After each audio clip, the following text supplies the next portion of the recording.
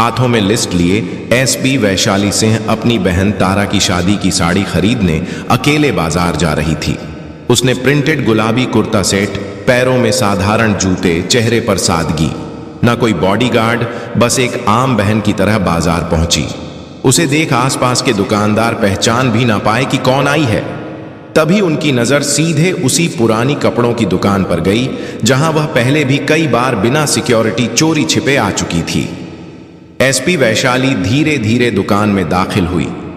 दुकान बड़ी नहीं थी, लेकिन चारों तरफ रंग बिरंगी साड़ियों के थान सजे थे।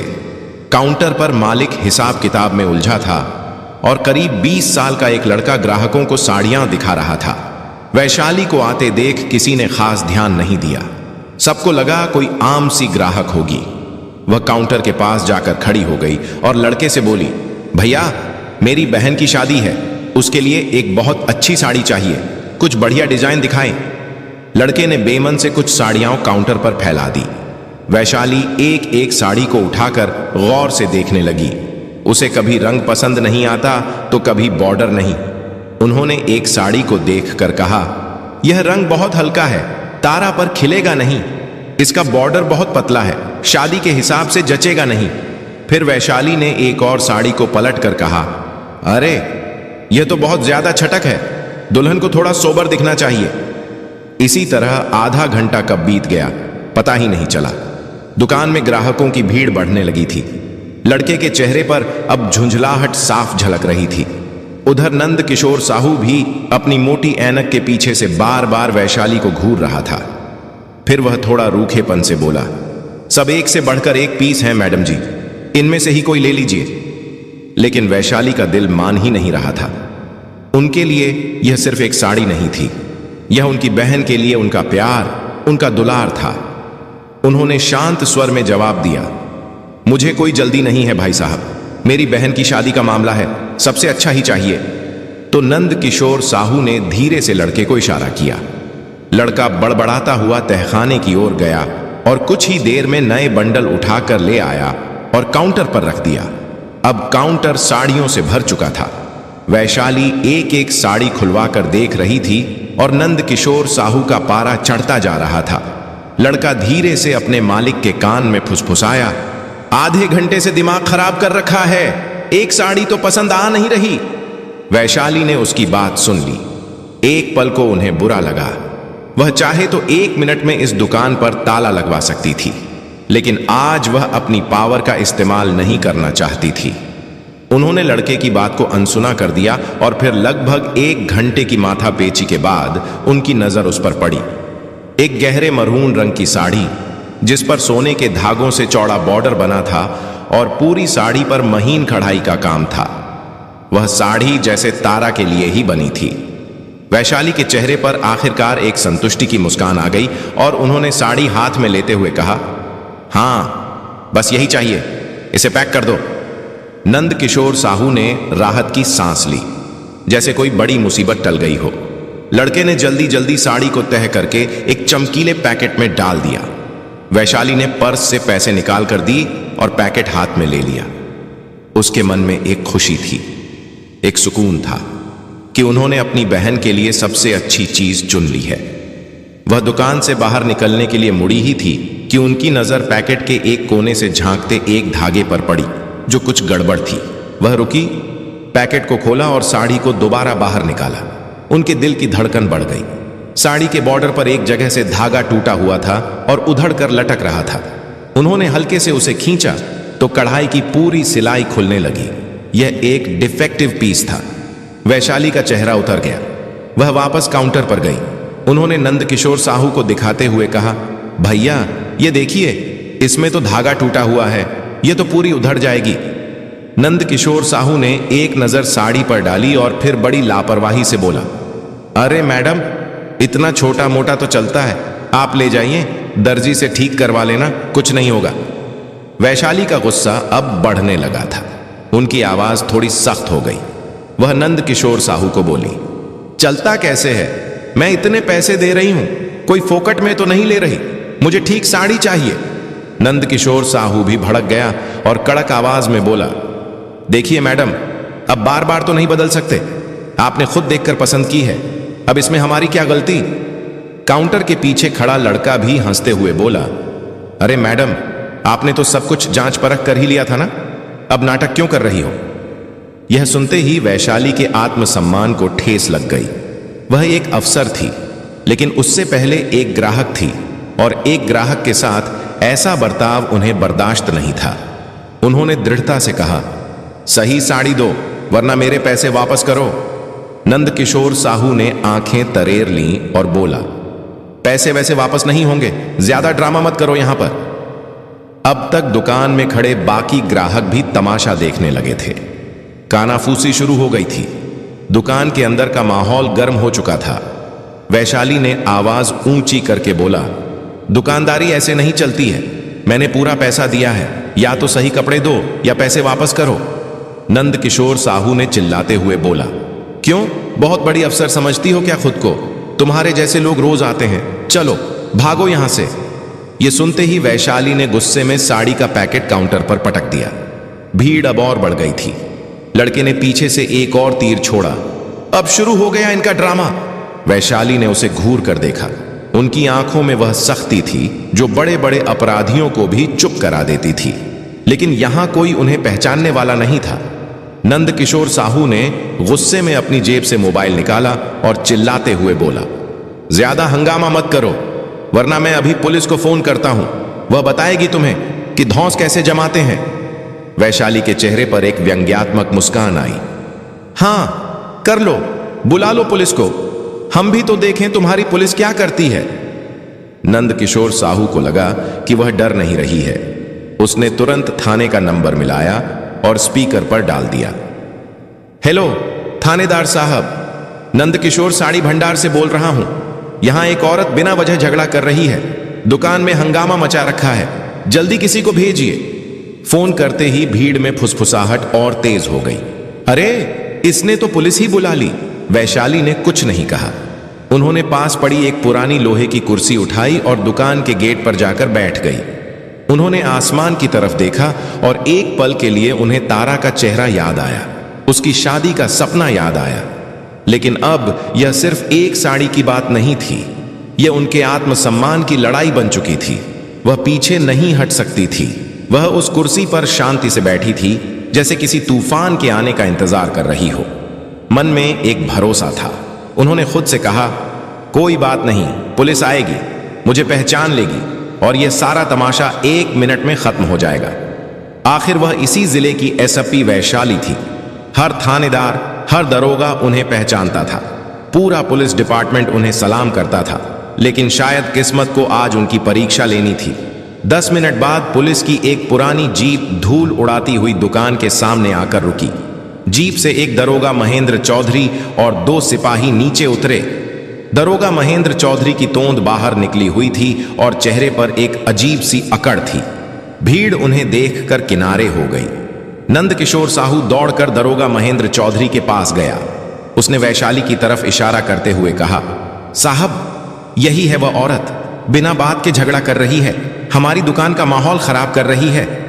दरोगा महेंद्र चौधरी ने बिना कोई सवाल पूछे वैशाली को ऊपर से नीचे तक घृणा भरी नजरों से देखा। वैशाली अभी भी कुर्सी पर बैठी थी। उनके चेहरे पर थकान थी, लेकिन आंखों में एक उम्मीद भी थी कि अब सब ठीक हो जाएगा। तभी दरोगा महेंद्र चौधरी ने गरज कर पूछा, कौन हो तुम? क्या तमाशा लगा रखा है यहां? वैशाली ने शांत होकर जवाब दिया, तमीज से बात करो। फिर उन्होंने कहा, मैं वैशाली सिंह हूं। दरोगा महेंद्र चौधरी अकड़ते हुए बोला, वैशाली सिंह हो तो क्या हुआ? किसी रानी के खानदान से हो क्या? दरोगा महेंद्र चौधरी ने बीच में ही उनकी बात काट दी। क्या तुम्हें दुकान में हंगामा करने का लाइसेंस मिल गया है क्या? वैशाली ने एक गहरी सांस ली। शायद तुम्हें पता नहीं है कि तुम किससे बात कर रहे हो। दरोगा महेंद्र चौधरी जोर से हंसा। हां, पता है, अब सबकी मां बनोगी तुम। ज्यादा अकड़ मत दिखाओ, सीधे थाने चलो, वहां तुम्हारी सारी अकड़ निकालता हूं। एक सिपाही आगे बढ़कर वैशाली का हाथ पकड़ने लगा। वैशाली ने उसे घूर कर देखा तो वह एक पल को झिझक गया। यह देख भीड़ में खड़ी औरतें कानाफूसी करने लगीं और बोलीं, यह तो अच्छे घर की है, पर है बड़ी झगड़ालू। तभी नंदकिशोर साहू ने दरोगा महेंद्र चौधरी को कंधे से पकड़कर धीरे से दुकान के अंदर ले गया। काउंटर के पीछे ले जाकर उसने अपनी जेब से कुछ नोट निकाले और दरोगा महेंद्र चौधरी की जेब में खिसका दिए। साहब, इसको उठा ले जाएं यहां से, उसने फुसफुसाकर कहा। यह हमारा धंधा खराब कर रही है, जो भी खर्चा पानी होगा मैं देख लूंगा। दरोगा महेंद्र चौधरी ने नोटों पर एक नजर डाली। उसके होठों पर एक गिरी हुई मुस्कान आई। रिश्वत की गर्मी ने उसकी अकड़ को और बढ़ा दिया। वह भीड़ की तरफ देखते हुए बाहर निकला। वैशाली अब भी उसी कुर्सी पर बैठी थी। वह सोच रही थी, अब तक तो इसने मुझे पहचान लिया होगा, अब यह नाटक खत्म होगा। पर दरोगा महेंद्र चौधरी ने सिपाहियों को इशारा किया। इस बार दोनों सिपाहियों ने आगे बढ़कर वैशाली की दोनों बाहें मजबूती से पकड़ ली। वैशाली चौंक गई। ये क्या बदतमीजी है, मेरी बात तो सुनो। दरोगा महेंद्र चौधरी ने सीटी बजाते हुए जीप की तरफ इशारा किया और बोला, बहुत बोल लिया तुमने, अब थाने चलो, वहीं पता चलेगा कौन कितना बड़ा अफसर है। भीड़ में से किसी ने ताना कसा, देखो देखो, बड़ी मैडम बनने आई थी, अब हवालात में चक्की पीसेंगी। नंदकिशोर साहू दूर खड़ा अपनी मूंछों पर ताव देते हुए हंस रहा था। एसपी वैशाली की आंखों में आग जल रही थी, लेकिन उस वक्त उनकी आवाज से ज्यादा भारी था कानून के रखवालों का वह हाथ जो आज एक बेकसूर को पकड़ रखा था। उन्होंने कोई विरोध नहीं किया। वह जानती थी कि अगर उन्होंने यहां अपनी पहचान बताई तो यह लोग शायद यकीन न करें और तमाशा और बढ़ जाए। जीप का दरवाजा खुला। सिपाहियों ने उन्हें लगभग धकियाते हुए अंदर बिठा दिया। जीप का दरवाजा बंद हुआ और उनकी इज्जत, उनका पद, सब कुछ उस बंद दरवाजे के पीछे कैद हो गया। गाड़ी जैसे ही गली से बाहर निकली, नंदकिशोर साहू ने राहत की सांस ली और अपनी दुकान का शटर गिरा दिया। धंधा फिर से अपनी रफ्तार पकड़ लेगा। लेकिन एसपी वैशाली सिंह की इज्जत को थाने के रास्ते पर घसीटा जा रहा था। पुलिस जीप धूल उड़ाती हुई थाने के गेट पर आकर रुकी। यहां बाजार की भीड़ तो नहीं थी, बस कुछ मुजरिमों के रिश्तेदार और पुलिस वाले थे। माहौल में एक अजीब सी उदासी और खामोशी थी। दरोगा महेंद्र चौधरी जीप से उतरा और एक सिगरेट सुलगकर कश लेने लगा और सिपाही ने जीप का दरवाजा खोला और वैशाली को बाहर खींचकर निकाला गया। लेकिन वैशाली सिर्फ चुप थी। कोई बहस नहीं, कोई गिड़गिड़ाहट नहीं। उनकी सीधी नजर दरोगा महेंद्र चौधरी के चेहरे पर थी। लेकिन रिश्वत और अहंकार में डूबे उस दरोगा महेंद्र चौधरी को कुछ भी समझ नहीं आ रहा था। दरोगा महेंद्र चौधरी ने उन्हें धक्का देते हुए कहा, ले चलो थाने के अंदर। थाने में अंदर एक हेड कांस्टेबल बैठा फाइलें पलट रहा था। उसने पूछा, साहब, ये कौन लड़की है? दरोगा महेंद्र चौधरी ने घमंड से कहा, यह बहुत बड़ी तोप बनी फिरती थी, एक दुकानदार से झगड़ा कर रही थी। ऐसे ही लोग शहर में दंगे करवाते हैं, इसे हवालात में डालो, सारी गर्मी निकल जाएगी। वैशाली ने एक आखिरी बार कोशिश की। मैं वैशाली सिंह हूं, हेड कांस्टेबल ने बीच में ही टोक दिया। नाम पता बाद में कागज में लिख लेंगे मैडम, पहले अंदर चलिए। एक सिपाही ने लोहे का एक भारी गेट खोला और उन्हें हवालात में डाल दिया। अंदर सीलन भरी हवालात थी। दीवारों से पपड़ी उतर रही थी और हवा में एक अजीब सी बदबू थी। एक कोने में टूटी हुई चारपाई पड़ी थी। वैशाली ने एक गहरी सांस ली। यह वही हवालात थी जिसका उन्होंने कुछ दिन पहले ही निरीक्षण किया था। आज वह खुद इसमें एक कैदी बनकर खड़ी थी। दरोगा महेंद्र चौधरी ने बाहर से ताला लगाया और जोर से हंसा और बोला, अब बनो अफसर और रानी बाई। हवालात की दीवारों पर वैशाली के चेहरे की परछाई कांप रही थी और मन ही मन सोच रही थी, कितने नीचे गिर चुके हैं ये लोग, इनकी की सजा जरूर दूंगी। ये कैसा इंसाफ है जो सच और झूठ में फर्क नहीं कर सकता। इतना सोच ही रही थी, तभी उसी थाने में हवालात के बाहर लकड़ी की एक पुरानी कुर्सी पर एक दूसरा दरोगा बैठा था। उसका नाम था अभिषेक मिश्रा। उम्र ज्यादा नहीं थी, लेकिन वो अपने काम में बेहद ईमानदार और तेज माना जाता था। वो एक केस की फाइल देख रहा था जब उसकी जीप के आने की, गेट के खटखटाने की और ताला बंद होने की आवाज सुनाई दी। अभिषेक मिश्रा ने सिर उठाकर देखा। उसकी नजर हवालात की सलाखों के पीछे गई। अंदर लाल सूट पहने एक औरत चुपचाप जमीन पर बैठी थी, लेकिन उसके चेहरे पर कोई डर या घबराहट नहीं थी। वही शांति, वही तेवर, वही रुतबा, जो उसने कई बार जिले की बड़ी बड़ी मीटिंग्स में देखा था। उसने अपनी फाइल बंद की। एक अजीब सी बेचैनी उसे हवालात की तरफ खींच ले गई। उसने पास जाकर हवालात के छोटे से झरोखे से अंदर झांका। एक सेकंड के लिए उसका माथा ठनका। अरे ये तो, उसके मुंह से बस इतना ही निकला। उसने पास खड़े एक सिपाही को इशारा किया। ये कौन है? किस केस में लेकर आए हो? सिपाही ने हंसते हुए पूरी कहानी बता दी। साहब, एक दुकानदार से झगड़ा कर रही थी। दरोगा महेंद्र चौधरी साहब पकड़ लाए। कह रहे थे बड़ी अफसर बनती थी। अभिषेक ने उसकी बात पर ध्यान नहीं दिया। उसकी आंखें सीधे अंदर देख रही थीं। तभी हवालात में बैठी वैशाली ने भी नजर उठाकर उसे देखा। एक पल के लिए दोनों की आंखें मिली और अगले ही पल अभिषेक का खून सूख गया। वह समझ गया कि कितना बड़ा बवंडर आ चुका है। यह कोई आम औरत नहीं है, यह पूरे जिले की एएसपी वैशाली सिंह है। वह सिपाही पर दहाड़ा। यह कोई मजाक नहीं है, गेट खोल जल्दी। सिपाही घबरा गया और बोला, पर दरोगा महेंद्र चौधरी साहब ने मना किया है। अभिषेक की आवाज पूरे थाने में गूंज गई। मैंने कहा गेट खोल। यह पूरे जिले की एएसपी वैशाली सिंह हैं। तुम्हारे जैसे 50 दरोगा महेंद्र चौधरी मिलकर भी इनका बाल बांका नहीं कर सकते।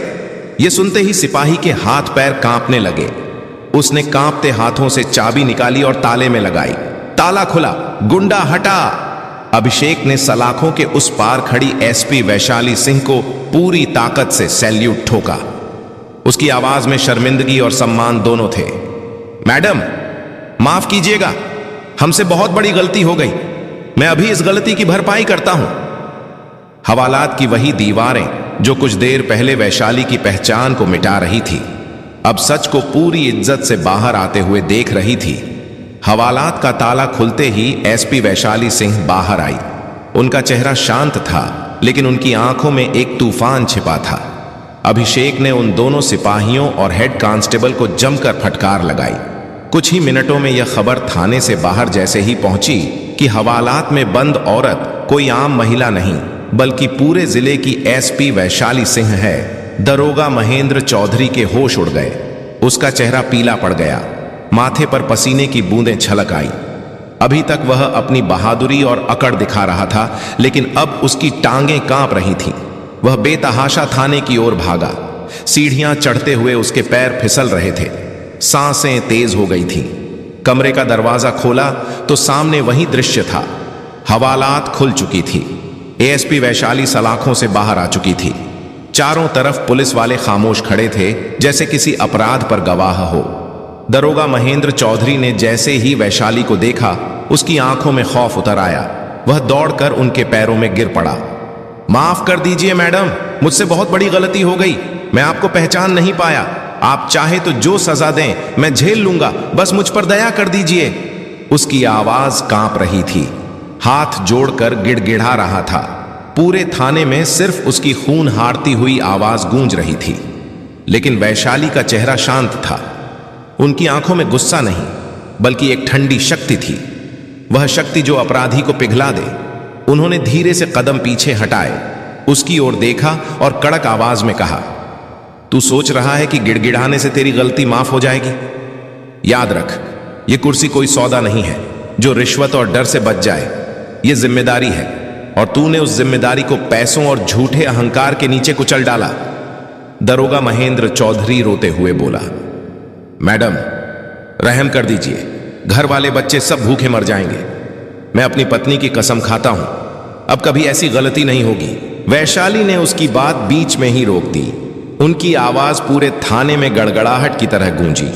बस, अब तेरी यह नौटंकी मुझे और नहीं सुननी। तूने आम महिला समझकर जिस तरह से मेरे साथ दुर्व्यवहार किया, उसी तरह तूने ना जाने कितनों के साथ ऐसा काम किया होगा। तू माफी के लायक नहीं है। आज से तू सस्पेंड है। एसपी वैशाली की यह बात सुनते ही पूरा थाना सन्नाटे में डूब गया। दरोगा महेंद्र चौधरी वहीं जमीन पर गिरा, सिर पकड़कर सुबकने लगा। उसके होंठ कांप रहे थे, लेकिन अब उसके पास कोई दलील नहीं बची थी। अभिषेक ने तुरंत रिपोर्ट निकाली, सस्पेंशन का आदेश लिखा और उस दरोगा महेंद्र चौधरी को वहीं मौजूद पुलिस जीप में बैठाकर लाइन हाजिर करवा दिया। अब उसकी अकड़ धूल हो चुकी थी। अगले ही दिन उस कपड़ा नंदकिशोर साहू को भी नोटिस भेज दिया गया। ग्राहक के साथ धोखाधड़ी, झूठा केस दर्ज करवाना और प्रशासन के काम में बाधा डालना। उसकी दुकान का लाइसेंस रद्द करने की कार्यवाही शुरू हो गई। रात काफी हो चुकी थी, लेकिन वैशाली ने एक पल भी आराम नहीं किया। उन्होंने वॉशरूम जाकर अपने कपड़े ठीक किए, चेहरे पर पानी के छींटे मारे। वह दर्द, वह अपमान, सब कुछ उन्होंने अपने अंदर समेट लिया था। एक सिपाही ने कहा, मैडम, सरकारी गाड़ी भेज देते हैं। वैशाली ने सिर हिला दिया, नहीं, मैं अपनी कार से ही जाऊंगी। वह फिर से अफसर नहीं, सिर्फ एक बहन बनना चाहती थी। थाने से बाहर निकलकर जब वह अपनी पुरानी कार में बैठी तो उनकी आंखों में आंसू आ गए, लेकिन उन्होंने उन्हें बहने नहीं दिया। कुछ ही घंटों बाद उनकी गाड़ी उसकी घर के गेट पर रुकी। शादी के घर में शहनाई की गूंज थी। चारों तरफ हंसी मजाक, नाच गाना और मेहमानों की चहल पहल थी। तारा अपनी सहेलियों से घिरी हुई थी और उसके चेहरे पर दुल्हन बनने की एक अनोखी चमक थी। उस चमक के बीच उसकी आंखें बार बार अपनी बड़ी बहन वैशाली को ढूंढ रही थी। वैशाली वहीं थी, हर रस्म में तारा के साथ खड़ी। कभी उसकी चुनरी ठीक करती, कभी उसे छेड़कर हंसा देती। चेहरे पर एक शांत और प्यारी सी मुस्कान थी, जैसे कल रात कुछ हुआ ही ना हो। उन्होंने तारा को वह मरून रंग की साड़ी दी तो तारा की आंखें खुशी से भर गईं। दीदी, ये कितनी सुंदर है, आपने मेरे लिए सबसे अच्छी चीज चुनी है। वैशाली बस मुस्कुरा दी, बोली, अरे पगली, तेरे लिए तो जान भी हाजिर है। लेकिन उस मुस्कान के पीछे एक गहरा समंदर छिपा था। कल रात जो कुछ भी हुआ वह किसी बुरे सपने की तरह बार बार उनके दिमाग में कौंध रहा था। वह हवालात की सीलन भरी बदबू, वह दरोगा महेंद्र चौधरी की गिरी हुई हंसी, वह नंद किशोर साहू का घमंडी चेहरा और भीड़ की वह चुभती हुई निगाहें, सब कुछ उनकी आत्मा पर किसी घाव की तरह ताजा था। उन्होंने उस अपमान के घूंट को पिया जरूर था, लेकिन वह उनके गले में अटका हुआ था। वह मुस्कुरा रही थी, लेकिन उनका मन बेचैन था। वह सोच रही थी, क्या दरोगा महेंद्र चौधरी को माफ कर देना चाहिए था? आखिर उसने अपने बीवी बच्चों की कसम खाई थी कि आज के बाद कभी ऐसा काम नहीं करेगा। उसकी आंखों में डर से ज्यादा अपने घर की फिक्र झलक रही थी। वैशाली के दिल में बार बार सवाल उठ रहा था, क्या मैंने सही किया या गलत? उनकी आत्मा जानती थी कि वर्दी का अपमान बर्दाश्त नहीं किया जा सकता, लेकिन तभी उसे थाने का अंतिम दृश्य याद आया। जब दरोगा महेंद्र चौधरी को सस्पेंड करके ले जाया जा रहा था तो उसके चेहरे पर एक ऐसी हंसी थी कि मानो उसे कुछ हुआ ही नहीं हो। उसकी नजरें यह इशारा कर रही थीं कि तुमको देख लेंगे। उसके अंदर कोई डर नहीं था। उनकी आंखें शून्य में टिक गई। वह उसकी आंखों में भय होने लगा। तभी तारा ने धीरे से उनका हाथ हिलाया और मुस्कुराकर बोली, दीदी, आप कहां खोई हुई हैं? उसकी आवाज ने वैशाली की सोच को तोड़ दिया।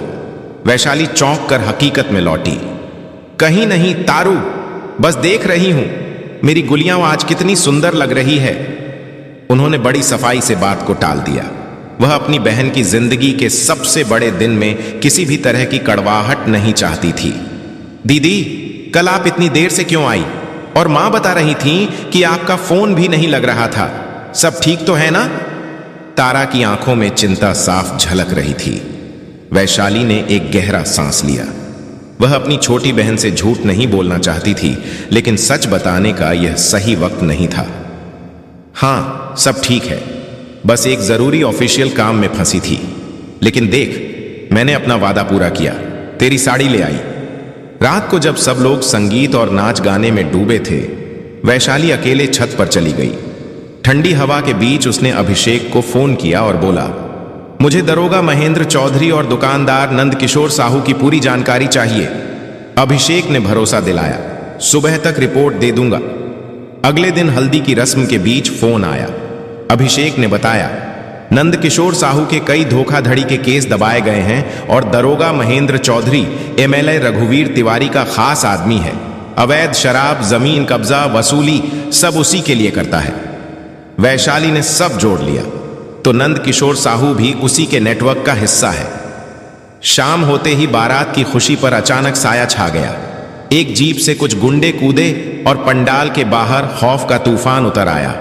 उनके लीडर बलराम ने चिल्लाकर शादी रोकने को कहा, रोको यह शादी। उसकी आवाज में इतनी कड़वाहट थी कि संगीत तुरंत बंद हो गया। पूरे पंडाल में सन्नाटा छा गया। उसने सबके सामने तारा पर इल्जाम लगाया कि उसने उसके भाई टिंकू भाई से 50 लाख उधार लिए हैं और अब वह पैसे लौटाए बिना शादी करके भागना चाहती है। दूल्हे के घर वाले सकते में आ गए और मेहमान कानाफूसी करने लगे। तारा, जिस पर कुछ देर पहले खुशियों के फूल बरसाए जा रहे थे, अब उस पर झूठे इल्जामों की कीचड़ उछाली जा रही थी। वह फूट फूट कर रोने लगी। वैशाली का खून खौल उठा।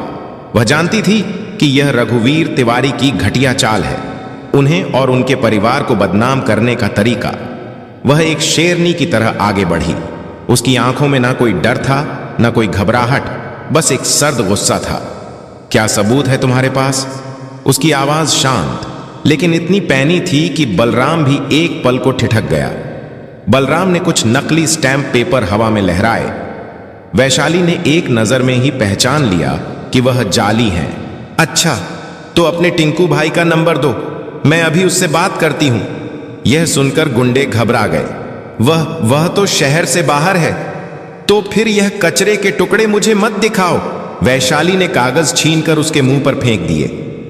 अब तुम्हारे पास दो रास्ते हैं, या तो चुपचाप यहां से निकल जाओ, या मैं अभी फोर्स बुलाकर धोखाधड़ी, मानहानि और एक पब्लिक सर्वेंट के परिवार को धमकाने के जुर्म में तुम सबको अंदर करवा दूंगी। पब्लिक सर्वेंट का नाम सुनते ही गुंडों के होश उड़ गए। उन्हें अंदाजा नहीं था कि वह किससे पंगा ले रहे हैं। 10 सेकंड के अंदर वह सब दुम दबाकर भाग गए। माहौल संभल तो गया, लेकिन जश्न का रंग फीका पड़ चुका था। वैशाली ने दूल्हे के पिता से हाथ जोड़कर माफी मांगी और उन्हें यकीन दिलाया कि उनकी बहन बेकसूर है। उन्होंने वादा किया कि वह इस साजिश की जड़ तक पहुंचेंगी। उस दिन वैशाली ने ठान लिया था कि रघुवीर तिवारी ने उनकी बहन की इज्जत पर हाथ उठाकर अपनी तबाही को दावत दी है। तारा की विदाई के बाद घर की खामोशी वैशाली के गुस्से को और बढ़ा रही थी। अगले ही दिन उन्होंने सबसे पहले नंद किशोर साहू को गिरफ्तार किया। सरकारी गवाह बनने का दबाव डाला। डर के बावजूद नंद किशोर साहू चुप रहा, लेकिन जब उसने देखा कि वैशाली ने रघुवीर तिवारी के दाहिने हाथ टिंकू भाई के अवैध जमीन कब्जों पर बुलडोजर चलवा दिया, करोड़ों का गैरकानूनी निर्माण मिट्टी में मिला दिया और 20 गुंडों को गिरफ्तार कर लिया, तब नंद किशोर साहू टूट गया। उसने रघुवीर तिवारी के राज खोले। बताया कि एक काली डायरी है जिसमें हर रिश्वत, हर धंधे का पूरा हिसाब लिखा है। वह डायरी उसके फार्म हाउस में छिपी थी। वैशाली ने आधी रात को ऑपरेशन धर्म चलाया। बिना सायरन और रोशनी वाली पुलिस गाड़ियां फार्म हाउस पहुंची। दरवाजे तोड़े गए। गार्ड्स हथियार डालने पर मजबूर हुए। वैशाली सीधे रघुवीर तिवारी के कमरे में पहुंची। नींद से चौंक कर वह चिल्लाया, एएसपी वैशाली, तुम्हारी हिम्मत कैसे हुई? वैशाली ने सर्च वारंट उसके चेहरे पर फेंकते हुए कहा, कानून को काम करने के लिए इजाजत की जरूरत नहीं होती।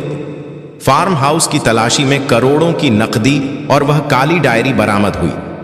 वैशाली ने डायरी उठाकर ठंडी आवाज में कहा, खेल खत्म एमएलए साहब। रघुवीर तिवारी उसी रात गिरफ्तार हुआ। अगले दिन मीडिया में डायरी और गवाही के सबूत पहुंचे। अदालत में नंद किशोर साहू की गवाही और डायरी के पन्नों ने पूरा गिरोह सलाखों के पीछे पहुंचा दिया। शहर ने बरसों बाद चैन की सांस ली। अपराध का साम्राज्य ढह चुका था। शाम को तारा ने छत पर वैशाली से कहा, दीदी, मुझे आपके लिए डर लगता है। वैशाली मुस्कुराई, उसका हाथ थामा और बोली, मैं अकेली नहीं हूं तारू, मेरे साथ कानून है, सच्चाई है और तेरी दुआएं हैं। ये वर्दी सिर्फ कपड़ा नहीं, एक कसम है और मैंने अपनी कसम निभाई है। डूबते सूरज की रोशनी में उनकी वर्दी चमक रही थी।